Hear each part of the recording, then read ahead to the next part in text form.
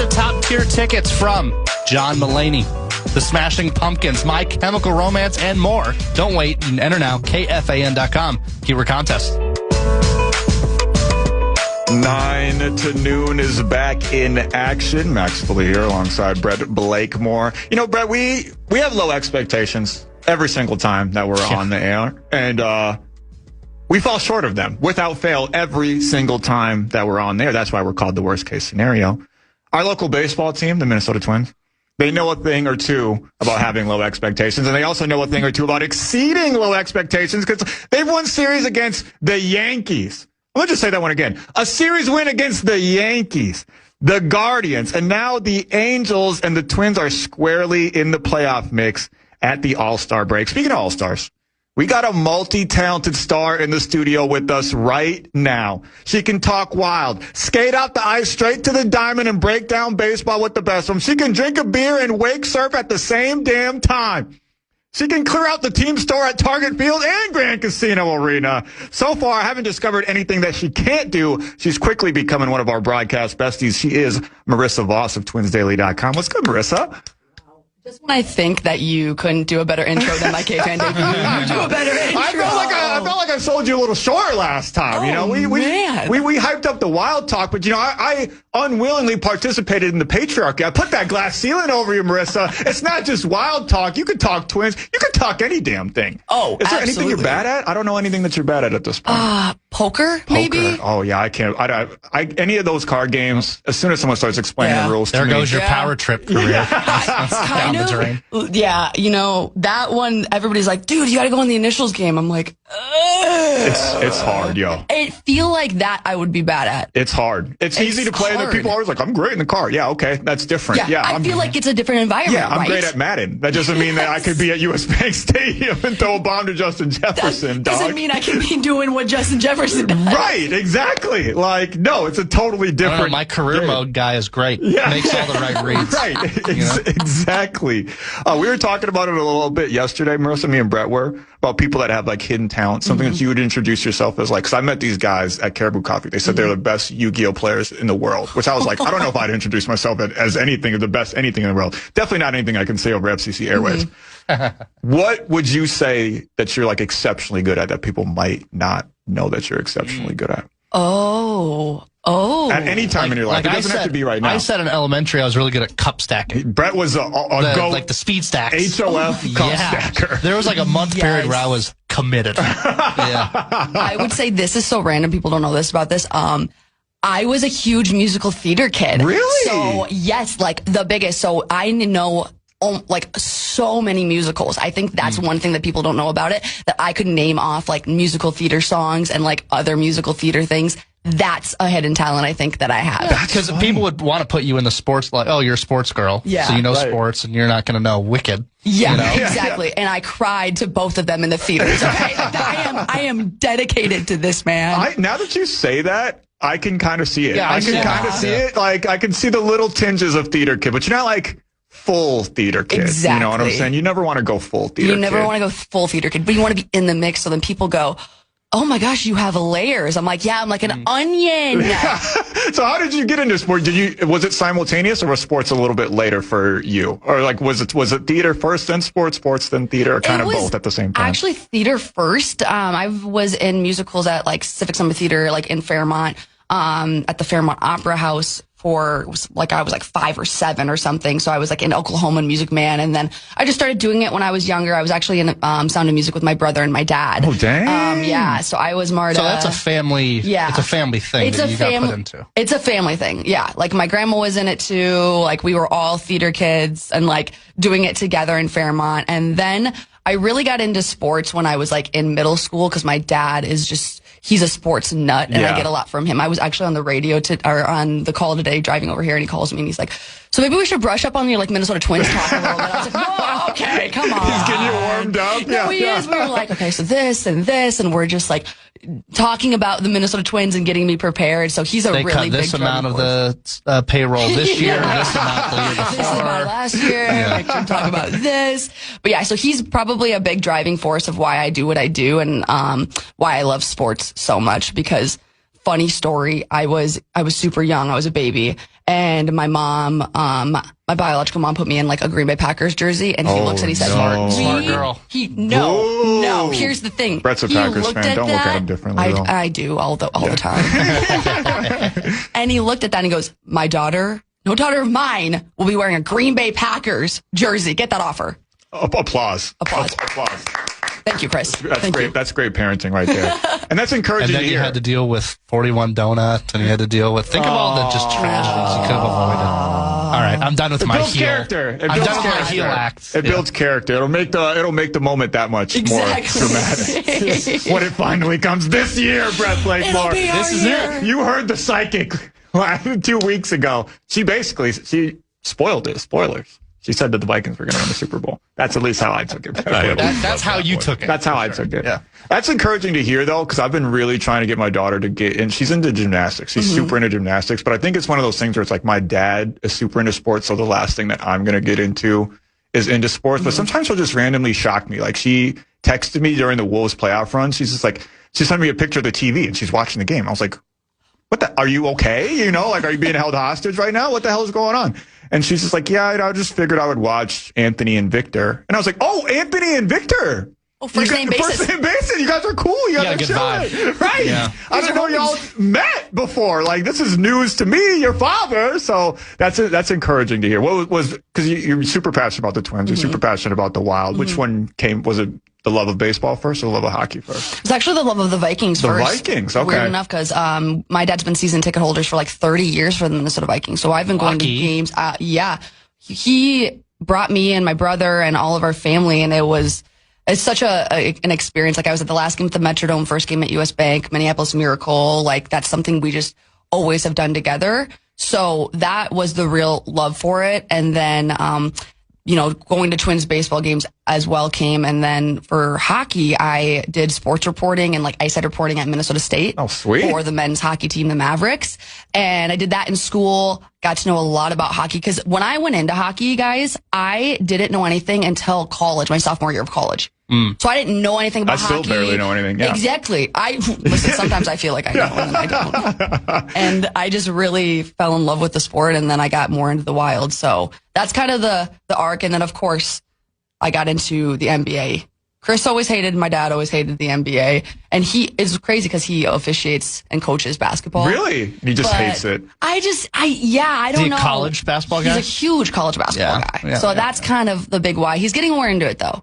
I've been talking to him more about it. So hopefully hopefully the LeBron will come to the Timberwolves and he'll be like, wait, I'm locked in. That'll bring everybody to Target Center, no doubt. Yeah, like me growing up in Iowa, everyone was just college basketball, college sports. Like, oh, that makes sense. Yeah, like the Hawkeyes and Cyclones are number one, and everything else is like, oh, you watch the NBA? Like, oh, okay. Like it was a weird, like, unspoken. Yeah, you have the Iowa Wolves, you have the Iowa Cubs, and the Iowa Wild, and yeah, literally everything. But it's college sports rules, and that's something that like just never really did anything for me. Like, I was more of a pro sports guy. Yeah, which is why I'm one of the many reasons I'm here. Some of those markets, they don't care about, like when I used to do the overnights and write the sports reports. I had to keep track of 18 different markets, over 100 different sports teams, and some of the markets would give us a ranking of what they want to hear about. And Alabama was like, please don't ever talk about professional sports. We don't care. We don't want to hear about a single professional. Alabama basketball, football, Auburn basketball, football. And if you're really struggling, you can go to the other sports too. But we don't want to hear about professional sports whatsoever. Some of those markets just, they have no interest. Like people like, when we're all trying to, when we hear expansion news and whatnot, where is this team going to go? Where could they expand? Some of those places don't want it. Like the Alabama Crimson Tide will put money in your pocket. Yeah. So you don't want to start a team in Alabama. The crazy thing is, too, like, I had an epiphany this past hockey season. I did the bit where I drove up to Duluth to see Arizona State play Duluth because I looked like the Arizona State hockey coach. So I had to get a picture with him. Do you really? I'm going to Google this right now. Oh, yeah. Oh, yeah. Yeah, I took a picture with him. It made the PSD graphic. So anyways, and I was sitting... You do kind of look like I know. this guy. I know. I have to have my glasses Greg on. Powers, if anybody out there wants to Google it. Greg Powers of the ASU Sun Devils. But I was sitting right behind the bench of this game, and like looking at these players from that close, I had like the epiphany, like, these guys are children playing this game that I'm watching. Yes. And this is like, people live and die like Bulldogs hockey. And I'm like, oh yeah, those are children that we're watching. I don't know, like something like flipped in my head. I guess we're watching children too in pros. Like they're, 19, 20, 21. Right. So I don't know, just something happened to me that day where I'm like, I like pro sport or college sports. I like watching them, but if they lose, it's not like, oh my God, the world's not going to stop spinning. You know what I mean? I don't know. A weird thing happened to me. I totally get it. It depends on the location, proximity to kind of the market that you're in. But it's also like we miss, our age kind of people almost miss the college sport way, the giant college. Well, of course, if you went to a school and you're feeling, a lot of school spirit and whatnot, that's a factor as well. But there was, before our time, like college basketball, like they had all the rivalries and all the storylines, and college football was like the hottest ticket in town and whatnot. And then I feel like by the time that we kind of came of age, a lot of these guys were only staying for a year. These teams there's so much turnover from year to year, so you don't have those naturally built-in kind of storylines and rivalries. That's one of the reasons why, women's college basketball took off over the last couple of years, is because a lot of them are staying for multiple years. So it's almost wrestling, like, where you build those storylines, you build those rivalries, and you look forward to, a year in advance, we were already like, oh, I can't wait to see Angel Reese and Caitlin Clark play against each other again, because we know about the familiarity and that sort of animosity. So I feel like we almost missed the boat, because college sports is obviously way different these days. It is. And I think the transfer portal just has a lot to do with that. Exactly what you said. You don't build a lot because you look like Coy Parrish too, where he had that huge storyline of staying here and staying in his home state and, hometown boy. And then all of a sudden, the transfer portal talks and he enters and he goes to the Ducks. Yeah. And it's the loyalty part of it, or the NIL and everything kind of changes all of that. Whereas like when we watched it, even in my, sophomore year at Minnesota State, there were these guys that were like, no, I'm staying Minnesota State to see it out. And this versus now, like a lot of them will just, go into the transfer portal to see. And sometimes the grass isn't always greener over there, but that's the biggest thing, is like we just don't have those knit storylines really. But the green is always good. The green does tend to be, but the different type of green always talks, baby. A little bit greener. We might talk a little college football later with Andy Greeter. He's an elite football and football mind. But let's take a quick commercial break, and we're going to talk Minnesota Twins with Marissa Voss. 9 and we'll be back right after this.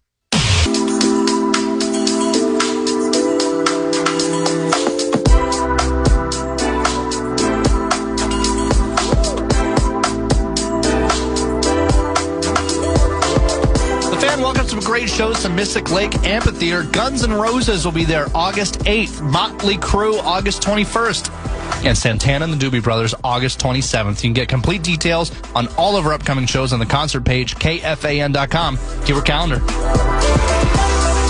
Speaking of great shows, well, I don't know if you could consider this a great show, Brett Blakemore. You're shaking your head. I'd say it's a disaster. It's probably a disaster. That's what most people would say, I would admit. But we got Marissa Voss in the studio with us. She's going to try to buoy this sinking ship. Marissa, we're right at the All-Star game. And before we get into our suddenly surging Twins team, is the All-Star game cooked? I mean, I kind of, it's tough, I feel like most All-Star games are cooked.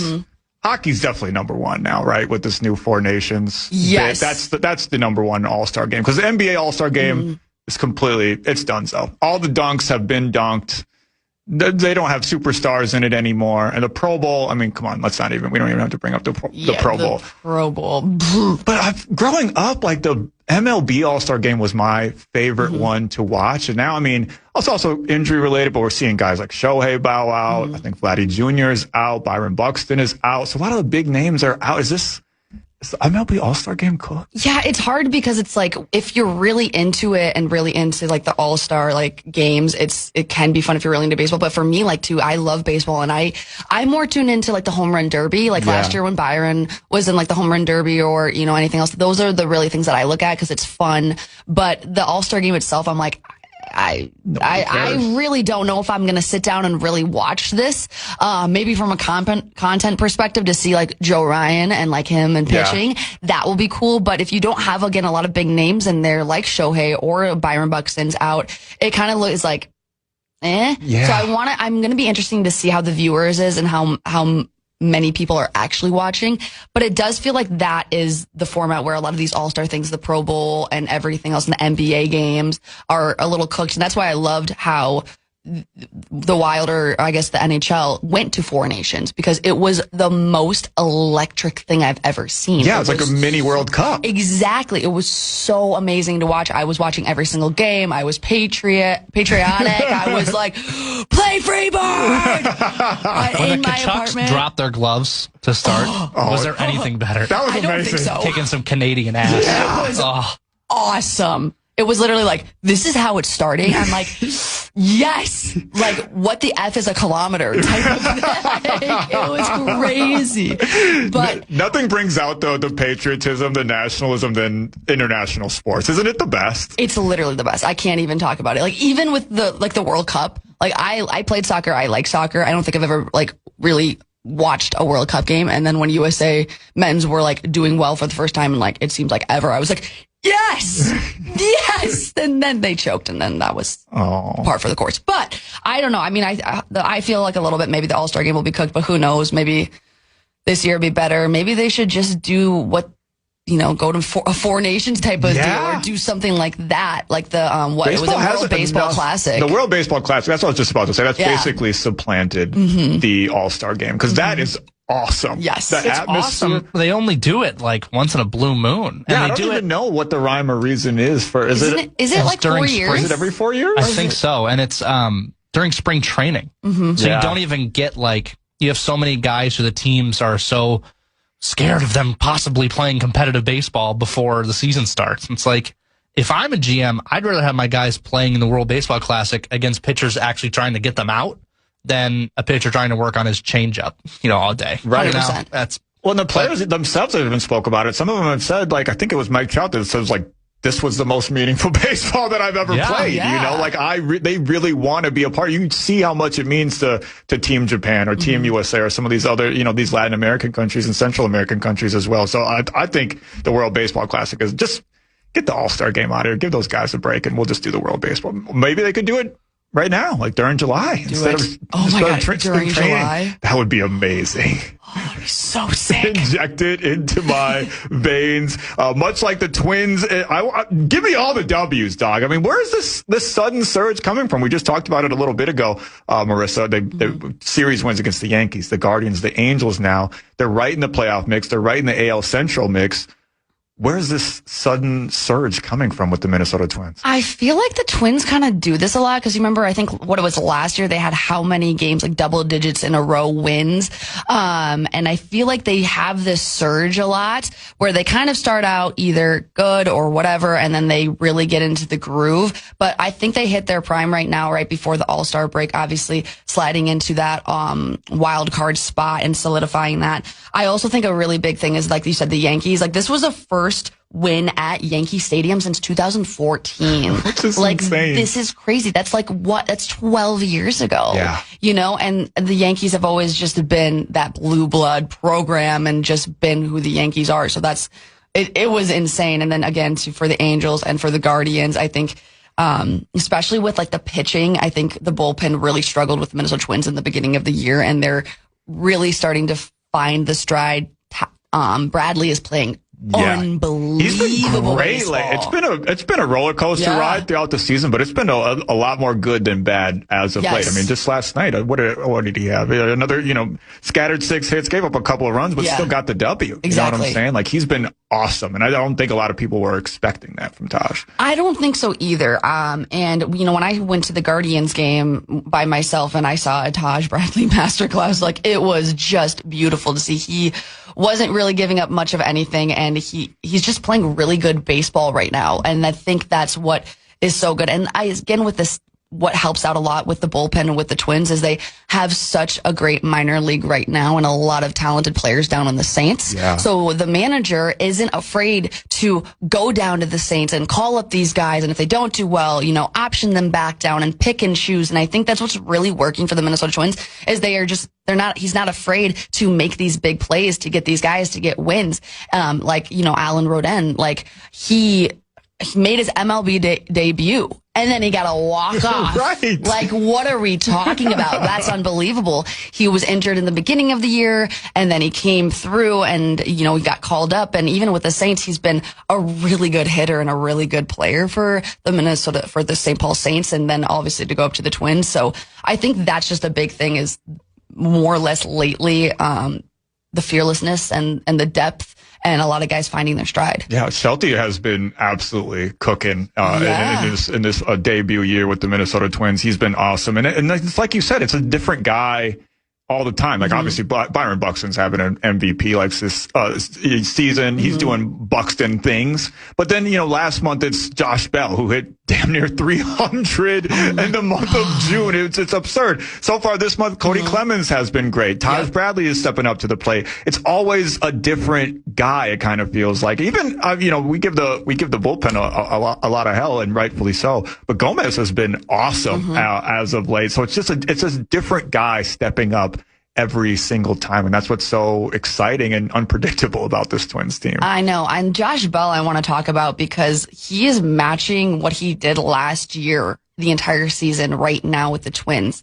I think he has like 21 doubles so far this season. He, again, batting average almost 300. And then I think he has like 60 some RBIs right now, which is like, again, matching what he did last season. He's just started off a little bit shaky in the beginning, but now in the middle, Josh Bell has become really consistent, really good guy for us. And it's just incredible to see that, sometimes we have those things where, we pick up these guys and they're all of a sudden they're like playing the best baseball, they have in a while. And I think that's just a huge component to where maybe they feel comfortable. They love the clubhouse. They want to do well. It's a good environment. Who knows? But they're playing baseball at the right time, and I think that's working out for the Twins. And it's so much fun to watch, because we came into the season, we're all like, it's cooked, it's over.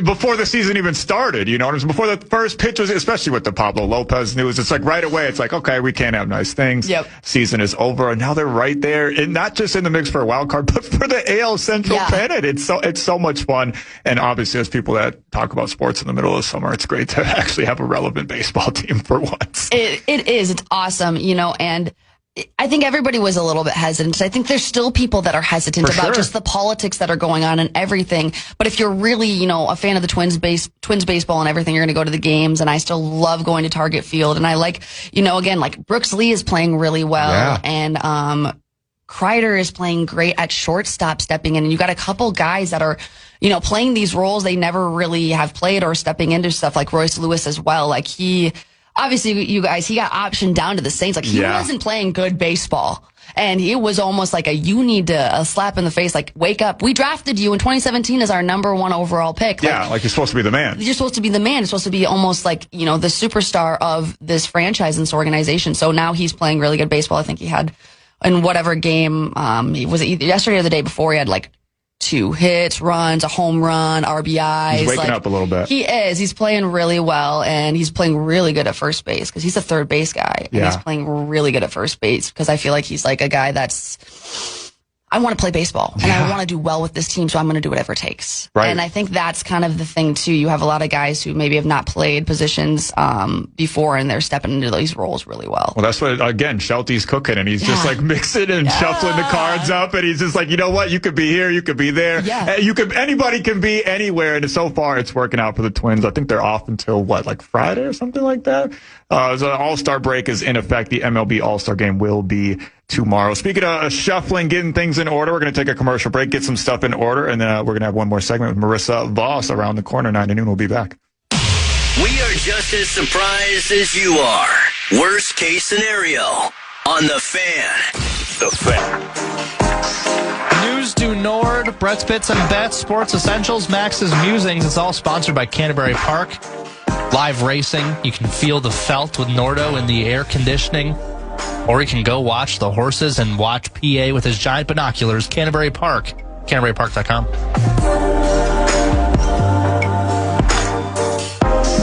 Welcome back. 9 to noon. Max Fuller here. Brett Blakemore, Marissa Voss in studio with us. We've been going long on Twins baseball. Marissa, you weren't You weren't in the building for the post baseball game wrestling match. Were you on Friday? That looked sick. No, that looked I know some of the listeners so are like, incredible. please don't bring up wrestling again. My God, but it looked like so much fun, didn't it? It looked insane. Like I was back in my hometown in Fairmont, and then all of a sudden I'm like, I didn't realize it was like that ordeal where it was like a wrestling match On like the field yeah. and everything. Like it was a whole thing. It looked so cool. I was so sad because I'm not a huge like wrestling person, but when there's an event like that at anything where it's a whole big thing, yeah, I would have been like, made a TikTok trend where I've been like, oh my God, I really hope they have a wrestling match here. And then like, this is a baseball game. Then all of a sudden it's like shows like slam down. Like it looked cool. And they gave away those masks. Yeah, too. the lucha masks. I really want one of those. And you're a theater person. We established that earlier, so you can appreciate the theatrics of a good wrestling match. I can appreciate the theatrics and the art and just going over the top because I am too over the top. A lot would say. And I can appreciate that more than anything, especially if you got a baseball game on and you're like, this is the last thing I was expecting. Like, I just like when random side quests happen at sports events. Right. Like that's my favorite thing. A random concert, the Ludacris shows up. I'm like, you're like, oh, Luda. Hey, what's up, Luda? Yeah, how's it going, man? I came here to watch Royce Lewis, but I got Ludacris is here. This is sweet. Yeah. And then I was like, every time I was watching that game, I'm like, Ludacris is somewhere in this building. I know. I'm like, is he watching the game is right he now? watching this game? Is he seeing Royce Lewis get this hit for him? You mentioned it. You're over the top. You're hype. You bring a lot of energy. That's why we like having you on the air. I'm the same way, dude. And people always are like, Max, you need to calm down. You need to stop. Do people tell you to calm down ever? Are people in your Instagram comments and people telling you to just don't get so excited? Please calm down. Yeah, mainly my dad is like, dude, I know this is your shtick, but chill out. When everything was happening with like the Zuki trades and the Wild, he's like, dude, you need to chill. I know that's your shtick. And I'm like, no. I can't chill. I literally can't. No. Stop. And that's the thing is like, this isn't for like my friends will tell you I'm like this off the air. Like I can't chill. It's not part of my DNA. They literally in my DNA, you look at the strands and it literally says no chill in it. Right. It's getting my DNA is getting high. You can't even look at the strands because it's not staying the same. It's not staying in the same spot. You mentioned the Wild. Is anything going on? Any updates on the Wild free agency? Brett Blakemore, Marissa Voss, any Dylan Larkin, Steam, any trades? Oh, it's crickets. Nothing. Yep, that's it. It was a frenzy just a couple weeks ago, and now it was a free for all. Yeah, it was a Royal Rumble. It was a Royal Rumble. It was. And now there's nothing going on. Yeah, the match is over. Show's over. Oh, it's not over for Dylan Larkin, but again, and I'm not even like, let's go to St. Paul with our pitchforks and torches. Like, I'm sure Bill Guerin's doing all he can, but Steve Yzerman, the Red Wings GM, is under no obligation to trade him for a lesser package than he wants. Like, he can just say, screw you, Dylan. I've got you under contract for 5 more years. Have fun riding the bench or getting suspended without pay, and we're stripping your seat. So I don't know what they do, but eventually they have to move on and try to figure. They did improve the team. I don't know what the Shabanov kid is going to do. I don't know what Blake Coleman's going to bring to the team. I understand we were disappointed about Zuki, but I understood their reasoning as to why they did it. We'll see what happens, but they still don't have a top center. They don't grow on trees, the fan has learned. You can't just pluck one out of thin air. But maybe it's a deadline thing. Maybe they come back around to it. It just sucks. It's not even Bill Guerin's fault. It just sucks that we get told, just wait until the next window, and that's going to be the big one. Wait until this trade deadline. And in fairness, Quinn Hughes was a stroke of brilliance. But then it's like, once that salary cap hit goes away, we're cooking now. Mm-hmm. And in fairness, they're about to sign Quinn Hughes again for like $16 million a year, probably. Yeah. So, but the hole still remains is that number one center spot. And if you look at any of the Stanley Cup champions from the past decade, they've got great depth down the middle, and we just don't.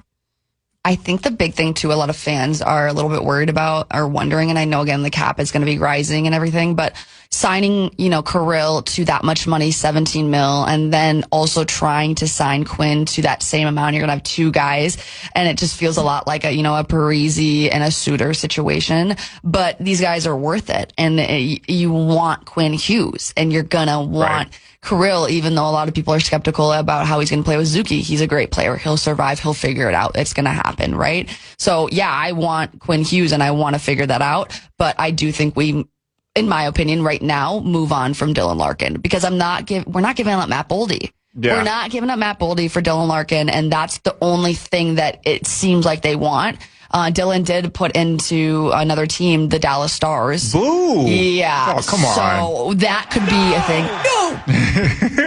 No! If I literally can't do it. I told my dad in the boat, I said, if he goes to the Dallas Stars, I'm over. It's done. Yeah. Because I hate the Dallas Stars so much as I hate the Green Bay Packers. Dun, dun, dun, dun. That's the chief one, right? That's the equivalent for Minnesota Wild fans. It's the Dallas Stars. I think for me, yes. Like some people say Colorado, some people say like Vegas. For me, it's the Dallas Stars. Who do you? I still have scars from Chicago. You personally. see, yeah. I was thinking about this earlier this morning because I was thinking about this whole Argentina thing with the World Cup because everybody's turned. Last World Cup 2022, everybody wanted to see Messi win the whole thing. They wanted to see an all-time great do the last thing that he hasn't done. And now it is completely turned. Every single nation around the world has completely turned on Argentina, and they hate him.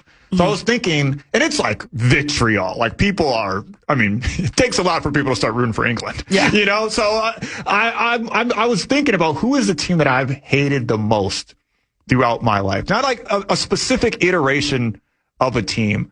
I was like, okay, the Oklahoma City Thunder are up there. I despise them. I despise the way that they play basketball. I was hate watching. Because a good hate watch, underrated part of sports is the hate watch. It's the hate watch. Absolutely. First is your team winning it all, right? None of us know what that's like. But, except for, smirk all you want, Brett Blakemore. What were you, like 10 years old? That was a long time ago. Yeah, my Braves won in 2021. Oh, that was cool we're too. happy for you. Yeah. Most of us don't know. Whatever. 2 out of 3 in this room don't know what it's like. I was working wild fan line when that happened. I was so mad. All I wanted to do was just watch and celebrate. And I'm answering Denny and Prior Lake's call. Well, what did Denny and Prior Lake have anything good to say? Oh, well, he always. Yeah, of course. Fantastic. Yeah, of course. Yeah. So I was thinking, like, who is the team that I hated most throughout my life? Obviously, Packers are up there. Bears are up there. Lions are up there. I weirdly, and I think this is a weird take. I grew up a Tennessee Titans fan, so the Indianapolis Colts, the Peyton Manning-led Indianapolis Colts are up there. I think I hated the Tim Duncan San Antonio Spurs. I feel like that's a poll. That is like more than I should have. He's like the most milquetoast guy, like an easy to root for guy, not outspoken about anything. He's not trash talking. He just literally puts the jersey on and plays the game. And I hated that. Because growing up, I liked the flashy play. My favorite players in the NFL were Ocho Cinco. They were Terrell Owens. You know what I'm saying? I liked Allen Iverson in the NBA, Shaquille O'Neal. Remember when I said we have more in common than people think? I think that is now PST. We couldn't be more opposite because you go right for like a Tim Duncan kind of guy, the guy that just plays the game the right Collier way. more than I would her personality more than Olivia Miles. Although I think they're both great. Unbelievable athletes. But it's just like the personality. The personality, I gravitate more toward a feed than towards a Miles. He could 360 windmill dunk on you, and she's not going to say a word. She's literally going to just... She's all business. And Olivia Miles, first year in the league, she's telling you can't bleep and guard me. Get out of my face. And I love... That's always the player that I grew up loving. That's why I look at this new iteration of the Timberwolves. LaMelo Ball, Anthony Edwards. They're going to be all the young dudes' favorite. They would have been my favorite team even if they weren't already my favorite team. I hated Tim Duncan and the San Antonio Spurs. He's too casual. You're like, do something. Talk some smack, bro. Come on, man. He's sitting there and he's like, well. Right. I'm tired of the team basketball. I want to see you shoot a triple team. Like Kobe, which I hated Kobe too. But that's just mostly because it was I did for a long time until I started playing with him in 2K, and then I realized wait, actually, I kind of mess with your vibe. I think I was just hating, bro. I think I was just hating, but that was a personal thing because the Lakers were always beating the Timberwolves. The one story of him when he was playing with the USA and he ran through Pau Gasol. If you watch that, great story. Right. He's like learning. I'm running right through that guy. He learned another language just so he could trash talk somebody. That's brilliant. Bring back that type of visceral. That's what I love about sports. The big personality, the theater of it all. The theater of it all. So I think that era of San Antonio Spurs basketball. I don't think a lot of people will agree with me, but that was my most hated team of all time. Do you guys have one off the top of your head, like a specific, not just the team itself, but a specific era of a team? I just hated the team basketball. I just hated the layups. Oh. Yeah, I hated especially the dynasty Chicago Blackhawks during Patrick Kane, Jonathan Taves. Screw those guys. They just, no matter how good, no matter what the Wild did, no matter what moves they made, they could sign Parisi and Suter, and it was just a buzzsaw every time we went there. I mean, literally, there's this sound. I have it on my button bar. The Black Hawk. Antenna had that, and the teeth chattering, because every time you'd play them in that era, they would just clobber us. There would be no chance. I remember going to a playoff game, Wild Blackhawks, and it was just classic Minnesota Wild. They had all the chances. They had all the possession. They hitting posts and just can't score. And then Patrick Kane skates down one time, shoots, scores. We lose 1-0. It's just, you can't make it up. You can't make it up. The Chicago Bears up there for me as well. For sure. Because it's kind of like a hate triangle, instead of a love triangle. It's almost like a hate triangle. With you guys, a Packers fan, hate the Bears more than you hate the Vikings. I don't even hate the Vikings at all. I have no. Of course. Obviously. I don't hate the Vikings at all. I hate the Bears with everything in my body. I can't stand them. Good. And on a quick soccer note, I can't stand Arsenal. And now that's become a thing because they play the game so cowardly. It's insane. Wow, cowardly. In the Super Bowl of Europe, they go up 1 goal. And they literally just said, we're not even going to touch the ball anymore. And it was like 10 minutes in. And they go, nope, we're done. And they would just boot it down the whole way. They're cowards. So anyways, I hate them too. They suck. What about you, Marissa? Who's like the team that a specific iteration, a specific era of a team that you think of it and your skin just crawls and you want to scream and say non-FCC things into the microphone? This one's kind of a poll. This one's kind of a poll, guys. Like Tom Brady, Julian Edelman, Gronk. Yeah, I didn't like them either. Oh, because they were so good. They were so good. They were a dynasty. Like every time, like you're just like I hate how good they because I want to be them. It's a jealousy thing. It's an envy thing at the end of the day. And I'm just like, I literally like hated Tom Brady in like middle school. The difference between them, like you hear people do that with the Chiefs too. Yes. The Chiefs don't cheat. The Patriots were literally caught cheating several times between the underinflated balls, the Spygate. The Chiefs are just good. Hot take. I kind of love the cheating scandals. I kind of listen. I appreciate a good villain. You did say yesterday you were so proud that you cheat at Uno. I do cheat at Uno. Absolutely. So you're just a cold-hearted cheater. Yeah, absolutely. Listen, I would be the heel if it was wrestling. I'd be the villain.